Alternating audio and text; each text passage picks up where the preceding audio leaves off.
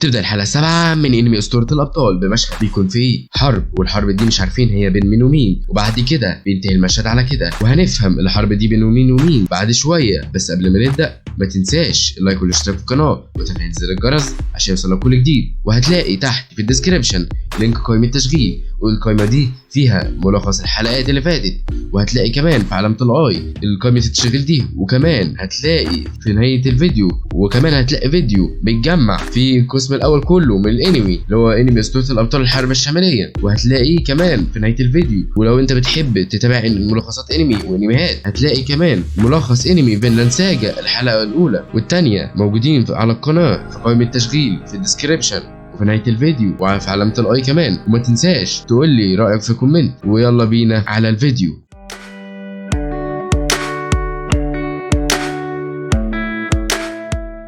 وبعد كده بنروح لمشهد بيكون فيه كلامين لافي وتاليون وإيسيريا وهم راجعين لشمال امبريا، وبعد كده بيكونوا بيتكلموا مع الواحدة دي اللي بعتتهم علشان يبحثوا ويعرفوا مين هو البطل الامبراطوري، وبيقعدوا يتكلموا مع بعض. وبعد كده بيقولوا لها هل هم يقدروا يرجعوا مارتي، وبترد عليهم وتقول لهم انه صعب اصلا، وهم المفروض اصلا يتعاقبوا على اللي هم عملوه، ان هم فقدوا صديق ليهم ورجعوا من غيره، فهم بيبقوا هيتعصبوا عليها. وبيبقى كمان تاليون بيبقى عايز يزعق بس إيسيريا بتمنعه، وبعد كده كل واحد بيرجع لشغله. لافي وتاليون بيرجعوا 2 معلمين على الجنود الجدد، وكمان إيسيريا بترجع لقسم التموين. وبعد كده بننتقل لمشهد بيكون فيه كل من البطل الامبراطوري واصحابه في مشهد دوت بيبقى في العاصمة الامبراطورية، واصدقائه بيقولوا له لو هو عايز اي حاجة يقول لهم وهم هيساعدوه، وبيقعدوا يقولوا انه هو مبسوط ولا لا وهو بيشتغل كبطل امبراطوري، وهو بيقول لهم ان هو مبسوط لانه بيساعد الناس المحتاجين وبينقذهم، وبيقول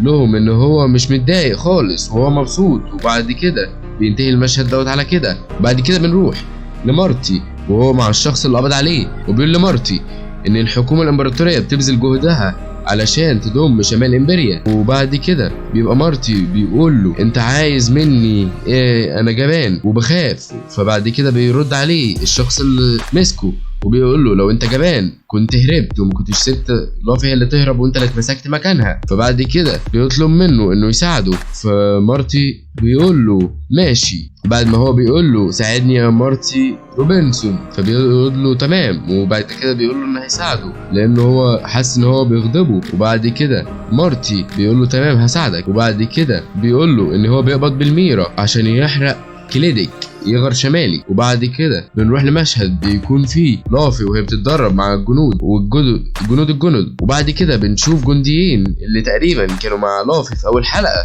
وهم بيقولوا ان لافي اتغيرت.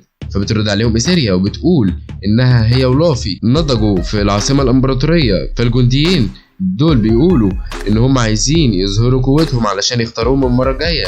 وبعد كده تاليون بيطلب من لافي انه يواجهها، بتقول له لو انا كسبت هتعمل لي ايه؟ فهو بيقول لها ان هو هيعمل لها اي حاجه تقولها. فبعد كده بيبداوا النزال، وبعد كده لافي بتكون بتفوزوا في البدايه، ولكن بعد كده بعد ما تاليون بيقع على الارض هي بعد كده بتفتكر كلام مارتي ليها، وهو بيقول لها ان هو لازم يواجه الحاجات اللي بتضايقه والحاجات اللي هو خايف منها.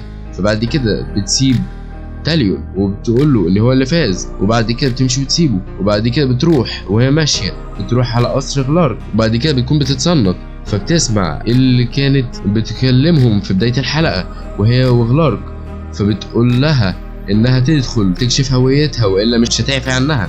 فبعد كده بتدخل لافي وبيعرفوا انها لافي، وبيبقى ساعتها غلارك كان بيتكلم عن اللي كان في بداية الحلقة عن موت الكلونين، والموضوع دوت اللي كان في بداية الحلقة، واللي هنكتشف دلوقتي الحرب دي كانت عبارة عن ايه.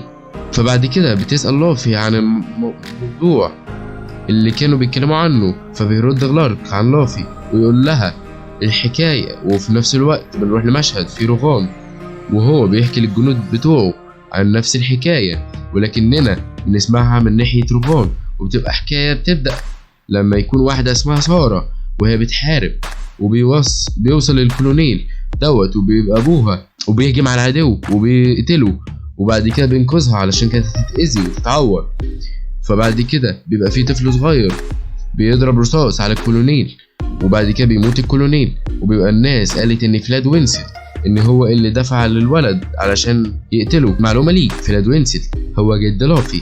وبعد كده غلارك بيقول ان هو اللي اتفق اصلا مع فلاد ان هو هيطلع الاشعه دي عليه علشان يجمع ليغر مرة تانية من تفرقهم. بعد كده لافي بتقول لغلارك انه ما كانش لازم يطلعوا الاشعة دي على جدها، ولكن هو بيقول لها انه كان لازم علشان يجمعوا شمال ليغر مرة تانية. وبعد كده بيقول لها انها تستغل اسم لقب حفيدة البطل قبل ما حد يستغله. وبعد كده بيطلب منها انها تبقى دراعه اليمين، وبعد كده بيمد ايده ليها وهي بعد كده بتوافق وتمد ايديها ليه. وبعد كده بنروح لمشهد بيكون فيه اللي كانت في بدايه الحلقه وبيتكلم لافي، وهي بيدخل عليها تاليون وبيخبط، وبعد كده بتقول له ادخل. وبعد ما بيدخل بتنتهي الحلقه على كده.